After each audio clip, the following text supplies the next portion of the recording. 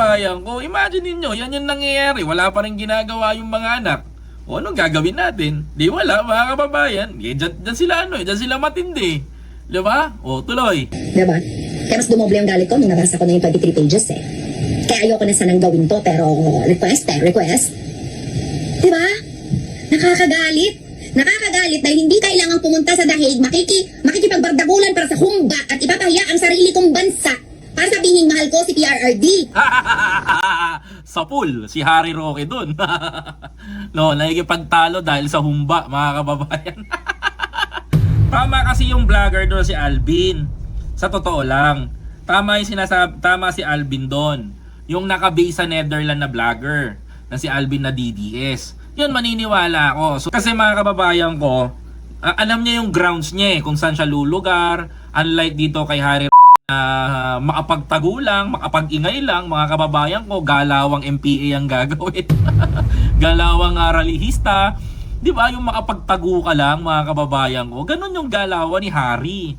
Mga kababayan, kaya nga nakakasama ng loob, mga kababayan ko. Yung tirada nila. Nakakatawa lang. Kasi kung makikita ninyo, di ba? Ang binabanata na dito ni Jam, mga kababayan ko, is the former spokesperson ng dating Pangulo na si Harry. Mga kababayan ko, yun yung kinakana niya dito, mga kababayan. Kaya medyo gulat na gulat din ako sa mga atake ni Jam dito eh. Marami siyang binanatan dito ha. Pakinggan niyo pa to. Dahil kung mahal niyo siya, gagawin niyo lahat para hindi siya mas maipit sa dahig, mga be. Di ba?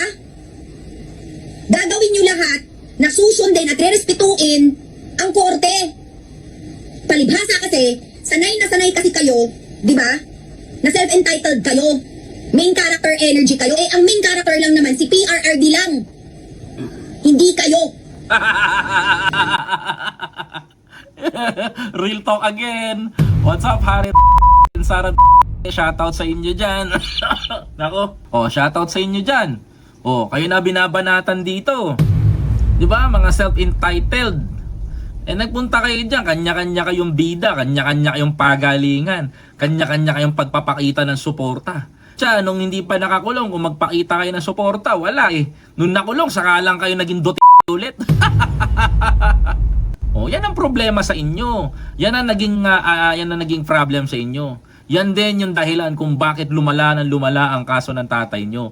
Like I said, mga kababayan ko, gamit na gamit kayo sa propaganda ng mga di pa rin ba kayo nagsasawa? O magsawa na kayo ngayon. Dahil ayan ang totoo, di ba?